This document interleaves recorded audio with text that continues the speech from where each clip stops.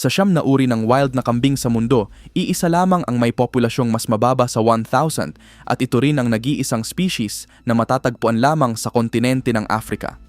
Ang Walia ibex ang pinakabihirang uri ng wild na kambing na may mas mababa sa 600 na ganap na nasa hustong gulang na individual.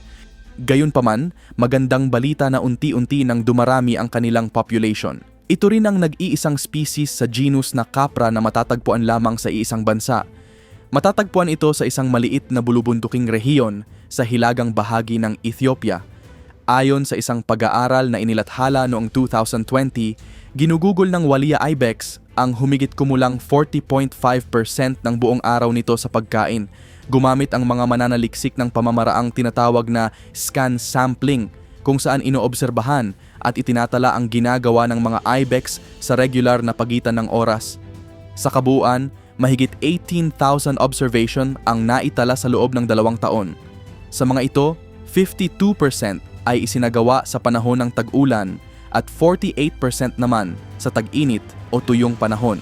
Bukod sa pagkain, ang iba pang karaniwang gawain ng Walia ibex ay ang pamamahinga, paglalakad at pagtayo habang nagbabantay. Mas maliit naman ang bahaging inilaan nila sa pakikisalamuha at panahon ng pagpaparami o rotting, gaya rin ng inaasahan ng mga mananaliksik. Napag-alaman din sa pag-aaral na mas maraming oras silang kumakain tuwing maagang umaga at hapon, habang mas madalas silang nagpapahinga pagsapit ng katanghalian. Samantala, ang iba pang mga aktibidad ay hindi gaanong nagbabago sa buong araw. Pagdating naman sa rotting activity o panahon ng paghahanap ng kapareha, kapansin-pansing tumataas ito tuwing huling bahagi ng umaga sa panahon ng tag-init, ngunit nananatiling mababa sa panahon ng tag-ulan. Natuklasan din na ang mga lalaking Walia ibex ay mas kaunting oras ang ginugugol sa pagkain kaysa sa mga babae. Sa halip, mas mahaba ang oras nila sa pagpapahinga at mas aktibo sila sa mga gawain na may kaugnayan sa pagpaparami. Isa ang Walia ibex sa mas malalaking uri ng wild na kambing at ang pinakamalalaking individual ay maaaring umabot sa humigit kumulang 280 pounds o halos 127 kilo ang timbang. Pero bago tayo magpatuloy, kung bago ka pa lamang sa aming channel, huwag mo sana kalimutan na mag-subscribe at i-like ang video para lagi kang updated sa mga ganitong uri ng content. Nubian ibex. Sa kabilang dulo naman ng talaan ay ang Nubian ibex, ang pinakamaliit na uri ng wild na kambing. Karaniwan, hindi ito lumalagpas sa 140 pounds o humigit kumulang 64 kilo ang timbang. Ito rin ang ikatlong pinakabihirang species ng wild na kambing na may tinatayang 4,500 na ganap na nasa hustong gulang na individual. Tulad ng Walia ibex, kabilang din ito sa mga species na nanganganib o vulnerable ayon sa konserbasyon. Isa sa pinakakapansin-pansing katangian ng Nubian ibex ay ang matingkad nitong puti at itim na mga binti na tila nakasuot ng medyas. Makikita rin ang katangiang ito sa ilang iba pang species ng Capra, ngunit hindi kasing tingkad ng sa Nubian ibex. Mas malawak ang saklaw ng tirahan ng Nubian ibex kumpara sa Walia ibex. Naiulat itong matatagpuan sa 8 bansa habang hindi pa tiyak ang presensya nito sa 2 pa. Ito rin ang nag-iisang uri ng ligaw na kambing na eksklusibong naninirahan sa mga disyerto at tuyong shrubland. Noong panahon ng COVID-19, nagsagawa ang mga mananaliksik ng isang kawili-wiling pag-aaral sa Negev Desert ng Israel. Sinubaybayan nila ang galaw ng mga Nubian ibex upang masukat kung paano naapektuhan ng turismo ang kanilang pag-uugali at pangkalahatang kalusugan o fitness sa kanilang likas na tirahan.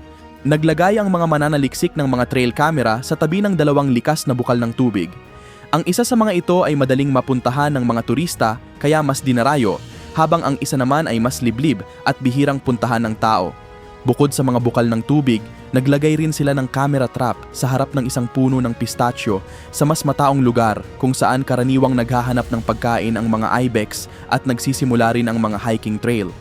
Nang ipatupad ang mga paghihigpit noong panahon ng COVID-19, bumaba ang bilang ng mga bumibisita sa mataong lugar mula sa karaniwang 315 hanggang 104 na bisita bawat araw.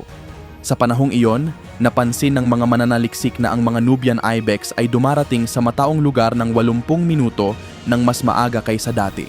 Samantala, walang malaking pagbabago sa oras ng pagdating ng mga ibex sa mas liblib na lugar. Sa kamera na nakatutok sa puno ng pistachio, napag-alaman nilang iniiwasan ng mga ibex ang lugar kapag may mga tao. Ipinapakita nito na direktang naapektuhan ng presensya ng tao ang kanilang normal na pag-uugali. Higit pa rito, sa tag-init ng panahon ng pandemya, dumoble ang bilang ng mga inahing ibex na may kasamang mga anak sa mataong lugar. Sa kabilang banda, walang kapansin-pansing pagbabago sa mas liblib na lugar.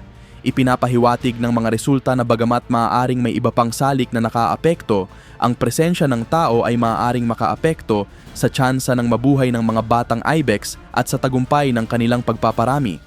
Isang aral na naranasan din ng susunod nating species sa mas masakit na paraan. Alpine Ibex. Sa loob ng maraming siglo, ang Alpine Ibex ay halos tuluyang naglaho dahil sa labis na pangangaso at iligal na poaching. Umabot pa sa puntong iisang populasyon na lamang ang natira na may mas mababa sa 100 na individual noong unang bahagi ng dekada 1800.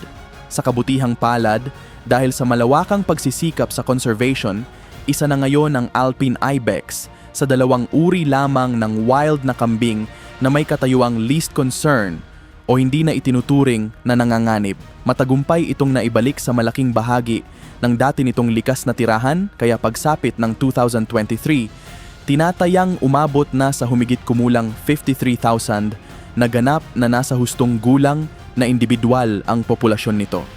Ang populasyong ito ay nahahati sa 8 bansa sa kabuuan ng European Alps, mula France at Italy sa kanluran hanggang Austria at Slovenia sa silangan. Bukod dito, matagumpay rin itong naipakilala sa Argentina, kung saan nakapagtatag din ito ng mga bagong populasyon. Noong muntik ng tuluyang maglaho ang Alpine Ibex, ang natitira na lamang nitong populasyon ay matatagpuan sa hangganan ng France at Italy. Sa lugar ding iyon isinagawa ang isang 10 taong pag-aaral tungkol sa estrukturang panlipunan ng Alpine Ibex sa loob ng Gran Paradiso, ang pinakamatandang pambansang parke ng Italy. Nangolekta ang mga mananaliksik ng datos mula sa 111 na lalaking Alpine Ibex tuwing tagsibol at tag-init mula 2008 hanggang 2017. Kabilang sa mga impormasyong kanilang naitala ang edad ng bawat individual na tinukoy sa pamamagitan ng pagbibilang ng taunang mga singsing o horn segments sa kanilang sungay. Hinati nila ang mga ito sa 4 na pangkat: batang individual, sub-adult, ganap na nasa hustong gulang, at matatandang ibex na lampas sa 11 taong gulang. Itinala rin nila kung ang isang hayop ay namatay sa sumunod na panahon matapos ang obserbasyon. Bukod dito, sinuri rin nila kung sino-sino ang madalas na nagsasama-sama at ang antas ng dominasyon ng bawat lalaking ibex. Ginamit nila ang ELO rating system, isang pamamaraang orihinal na ginawa upang rangguhin ang mga manlalaro ng chess. Gumamit din ang mga siyentipiko ng network analysis upang mas maunawaan ang istrukturang panlipunan at ugnayan ng mga lalaking Alpine Ibex. Natuklasan nila na ang populasyong ito ay napakalapit ang samahan, ayon sa kanilang pag-aaral, dahil sa tinatawag na fission-fusion dynamics. Halos bawat lalaking ibex sa populasyon ay nakakasalamuha ang isa't isa kahit isang beses. Ang fission ay tumutukoy sa paghahati ng isang malaking grupo sa mas maliliit na grupo, habang ang fusion naman ay ang muling pagsasama-sama ng maliliit na grupong ito upang bumuo ng mas malaking pangkat. Napag-alaman din na mas madalas makisalamuha ang mga lalaking ibex sa mga kapwa nila halos magkasing edad. Samantala, ang mga interaction na may kaugnayan sa domination ay mas karaniwang nangyayari sa pagitan ng mga individual na may malaking agwat sa edad, kung saan kadalasang nangingibabaw ang mas matandang ibex laban sa mas bata. Isa pa sa kanilang natuklasan ay mas hindi magkakaugnay ang social network ng mga Alpine Ibex tuwing tag-init kumpara sa tagsibol. Lumabas din na ang mga nasa katamtamang edad ang siyang may pinakamaraming ugnayan sa ibang miyembro ng populasyon. Iberian Ibex. Bukod sa Alpine Ibex, ang Iberian Ibex lamang ang isa pang uri ng wild na kambing na may katayuang least concern o hindi na itinuturing na nanganganib. Mayroon itong tinatayang 15,000 na ganap na nasa hustong gulang na individual na nakakalat sa iba't ibang bahagi ng Spain, gayon din sa maliliit na lugar sa hilagang Portugal at katimugang France, kung saan muli itong naibalik matapos tuluyang maglaho ang dalawa sa mga dating subspecies nito. Kapansin-pansin din ang pagkakaiba-iba ng balahibo ng Iberian Ibex. Ang kulay nito ay maaaring mula sa maitim na kayumanggi hanggang sa mapulang kayumanggi, depende sa individual. Ayon sa isang pag-aaral, ang pagkakaiba sa kulay ng balahibo at hugis ng mga sungay ang pangunahing batayan sa paghahati ng species na ito sa iba't ibang subspecies. Gayunpaman, ipinunturin ng parehong pag-aaral na maaaring kailanganing muling suriin ang kasalukuyang klasifikasyon ng mga ito dahil may mga bagong ebidensyang nagpapahiwatig na maaaring hindi ganap na tama ang umiiral na pagkakahati. Matapos suriin ang genetic makeup ng tatlong populasyon ng Iberian ibex, ipinaliwanag ng mga mananaliksik na ang genetic differentiation o ang pagkakaiba ng mga gene sa pagitan ng mga populasyon ay maaaring mangyari sa iba't ibang paraan. Dahil dito, kinakailangang magkaiba rin ang paraan ng pangangalaga sa bawat populasyon.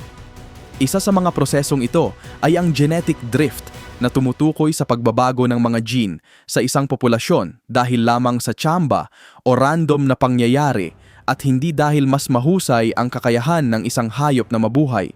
Halimbawa, isipin ang isang populasyon ng mga ibex na tinamaan ng isang malakas na likas na kalamidad na biglang kumitil sa kalahati ng kanilang bilang. Ang mga genes na maipapasa sa susunod na henerasyon ay hindi na natili dahil mas mahusay ang mga hayop na iyon, kundi dahil nagkataon lamang na sila ang nakaligtas. Ang ganitong uri ng pangyayari ay tinatawag na genetic bottleneck, kung saan biglaang lumiit ang populasyon at nabawasan ang genetic diversity nito. Ayon sa mga mananaliksik, kung ang genetic drift ang dahilan ng pagkakaiba ng mga genes sa pagitan ng mga populasyon, dapat na muling maibalik ang pagdaloy ng mga genes sa pamamagitan ng pagpaparami o pagpapalitan ng mga individual sa iba't ibang populasyon. Sa ganitong paraan, tataas ang genetic variation, mababawasan ang panganib ng inbreeding, at mas lalakas ang kakayahang mabuhay at dumami ng buong populasyon. Sa kabilang banda, kung ang pagkakaibang ito ay bunga ng adaptation o pag-angkop sa kani-kanilang kapaligiran, mas mainam na panatilihing magkahiwalay ang mga populasyon. Makatutulong ito upang maiwasan ang pagpasok ng mga gene na maaaring hindi angkop sa partikular na kapaligiran ng bawat grupo. Batay sa resulta ng pag-aaral, lumabas na bagamat magkakaiba ang genetic profile ng tatlong populasyon, ang populasyon sa Sierra Nevada sa timog ng Spain ay mas malaki ang pagkakaiba sa dalawang populasyon sa Hilaga, kahit na kabilang ito sa parehong subspecies ng isa sa mga iyon. Bukod pa rito, natuklasan ding ang dalawang populasyon sa Hilaga ay nakaranas ng genetic bottleneck, samantalang walang ganoong ebidensya ang populasyon sa Sierra Nevada. Ipinapakita ng mga natuklasang ito na marami pang tanong ang kailangang sagutin, hindi lamang tungkol sa tamang pag-uuri ng mga subspecies ng Iberian ibex, kundi pati na rin sa pinakamabisang paraan ng pamamahala sa kanilang mga populasyon upang matiyak ang kanilang kaligtasan sa hinaharap. Sa ngayon, ang tatlong uri ng wild na kambing na ating natalakay ay halos magkakahawig ang hitsura. Ngunit hindi ito masasabi sa susunod nating species na matatagpuan sa gitnang Asya. Markhor. Ang markhor ay masasabing pinakakakaiba sa lahat ng uri ng wild na kambing. Ito lamang ang species na may paikot o spiral na mga sungay, bukod pa sa mahaba nitong balbas at makapal na balahibo sa ilalim ng leeg at dibdib, na kahawig ng makikita sa Barbary sheep na kilala rin bilang aoudad. Maraming ulat sa media ang nagsasabing ang markhor ang pinakamalaking uri ng wild na kambing sa mundo. Gayunpaman, batay sa karamihan ng mga mapagkakatiwalaang sangguniang sinuri, halos kapareho lamang ng Alpine ibex ang pinakamataas nitong timbang. Anuman ang eksaktong laki nito, ang natatangi nitong anyo ang dahilan kung bakit naging paboritong target ng mga mangangaso ang markhor. Dahil dito, ito ang unang species sa apat na susunod nating tatalakayin na may katayuang near threatened o malapit nang mapasama sa listahan ng mga nanganganib na species. Dahil sa katayuan nitong near threatened, napakahalagang matukoy kung aling mga lugar ang pinakaangkop na tirahan ng markhor. Ito ang naging pangunahing layunin ng isang pag-aaral na inilathala sa journal na Sustainability noong 2022. Isinagawa ang pag-aaral sa hangganan ng 3 distrito sa Hilagang Pakistan na bahagi ng kahangahangang kabundukang Hindu Kush. Upang matukoy kung aling mga lugar ang pinakaangkop para sa markhor, kinailangan ng mga mananaliksik na mangalap ng observation data at environmental data. Para sa observation data, gumugol sila ng 6 na linggo sa paglalakad sa mga itinakdang transect line habang gumagamit ng binoculars at rangefinder upang matukoy ang eksaktong lokasyon ng mga markhor.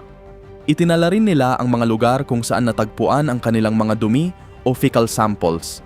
Samantala, para sa environmental data, hindi lamang temperatura at dami ng pag-ulan ang kanilang isinama, sinuri rin nila ang density ng mga ilog, density ng mga kalsada, uri ng lupa, at iba pang salik na maaaring makaapekto sa tirahan ng species. Batay sa kanilang modelo, natukoy nila ang mga lugar na may pinakamainam na kondisyon para sa markhor.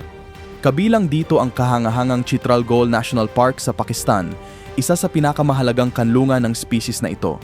Lumabas din sa kanilang pagsusuri na ang uri ng land cover o panakip sa lupa ang may pinakamalaking impluensya sa pagiging angkop ng isang lugar para sa markhor. Malaki rin ang naging papel ng pagbabago-bago ng dami ng ulan sa bawat panahon, pinakamababang temperatura sa pinakamalamig na buwan at densidad ng mga ilog. Dahil sa mga natuklasang ito, inirekomenda ng mga mananaliksik ang pagpapalawak ng mga protected area at iba pang hakbang upang mas mapangalagaan ang tirahan ng markhor. Sa kasalukuyan, tinatayang may halos 6,000 na ganap na nasa hustong gulang na markhor na natitira sa wild ayon sa IUCN. Ang mga ito ay nakakalat sa 6 na bansa sa gitnang Asya. Mula rito, tatawid naman tayo sa Dagat Caspian upang kilalanin ang susunod nating 2 species. East Caucasian Tour. Sa hangganan ng Russia, Georgia at Azerbaijan matatagpuan ang isa sa pinakakahanga-hangang bulubundukin sa Europa at Asya, ang Greater Caucasus Mountains. Dito rin matatagpuan ang Mount Elbrus, ang pinakamataas na bundok sa Europa at ang likas na tahanan ng mga Caucasian Tour. Maraming sanggunian ang kumikilala sa 2 species ng Caucasian Tour, ang East Caucasian Tour at ang West Caucasian Tour. Gayunpaman, may ilang pag-aaral na nagsasabing may ikatlong populasyon na tinatawag na Mid-Caucasian Tour na mahalagang banggitin dahil magiging bahagi ito ng susunod nating talakayan. Mas malawak ang saklaw ng East Caucasian Tour kaysa sa katapat nitong species. Bukod sa Russia at Georgia, umaabot din ang tirahan nito sa hilagang Azerbaijan. Mas marami rin ang populasyon nito na tinatayang nasa 23,000 na ganap na nasa hustong gulang na individual at tulad ng markhor, mayroon din itong katayuang near threatened. Katulad ng karamihan sa mga uri ng wild na kambing maliban sa Walia ibex, ang panahon ng pagpaparami ng East Caucasian Tour ay nagaganap tuwing huling bahagi ng taglagas o unang bahagi ng taglamig. Matapos ang humigit kumulang 5 at kalahating buwang pagbubuntis, karaniwang nagsisilang ang mga inahin ng 1 hanggang 2 anak pagsapit ng tagsibol, kung kailan mas sagana ang pagkain at mas maganda ang kondisyon ng kapaligiran para sa pagpapalaki ng kanilang mga supling. Kapansin-pansin ang mga lalaking Caucasian Tour dahil sa kanilang makakapal at napakalalaking sungay. Ayon sa ilang sanggunian, ang East Caucasian Tour ang pinakamalaking uri ng wild na kambing sa mundo, kung saan ang pinakamalalaking lalaki ay maaaring tumimbang ng mahigit 300 pounds o humigit kumulang 136 kilo. Sa kabilang panig naman ng Greater Caucasus Mountains, matatagpuan ang isa pang kamag-anak nito, West Caucasian Tour.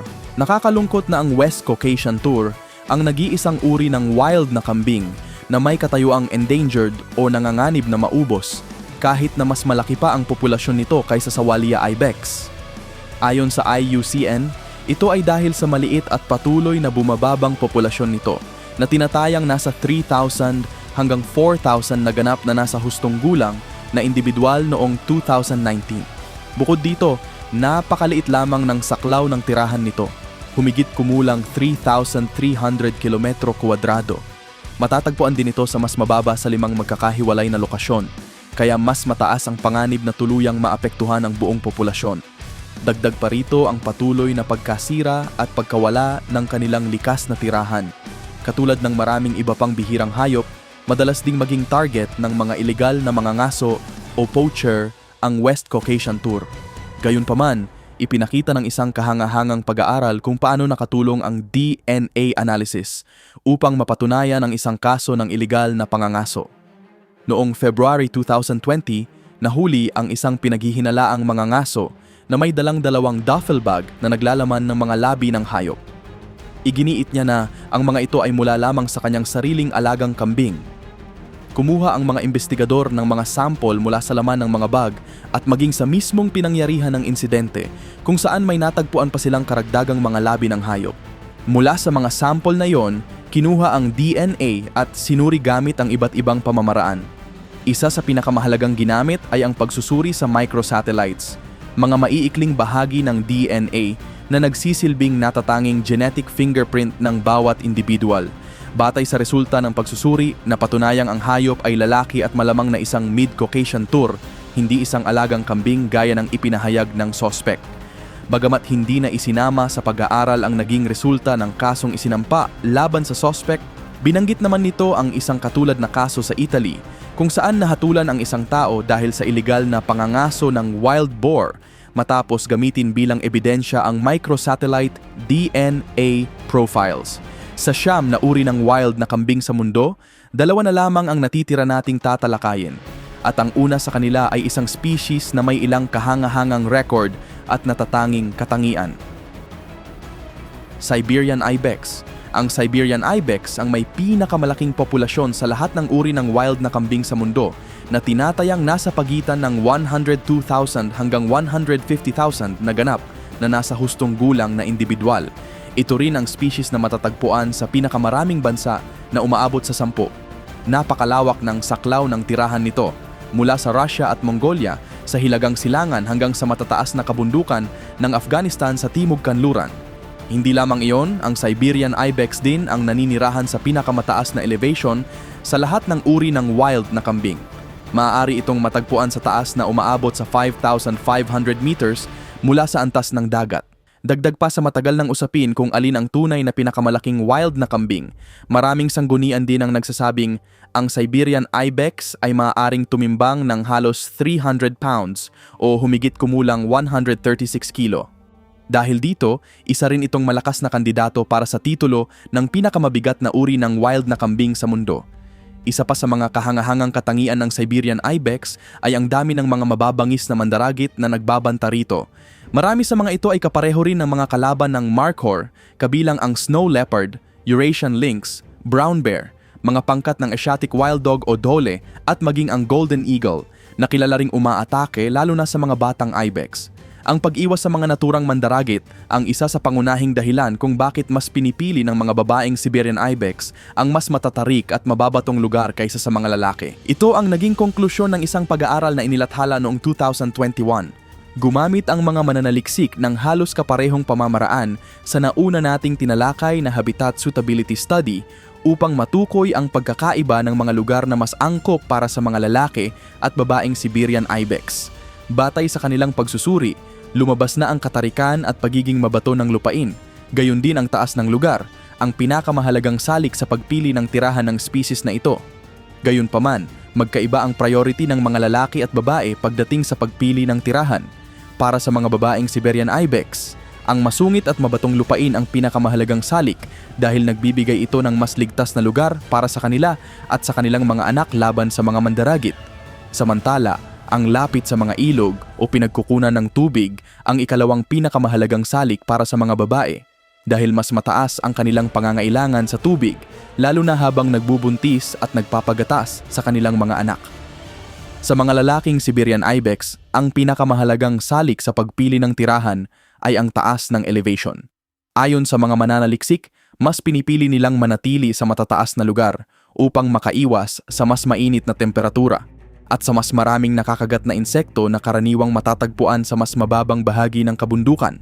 Bukod sa lahat ng mga uri ng wild na kambing na ating natalakay, may isa pang species na siyang pinaniniwalaang ninuno ng halos lahat ng alagang kambing sa mundo.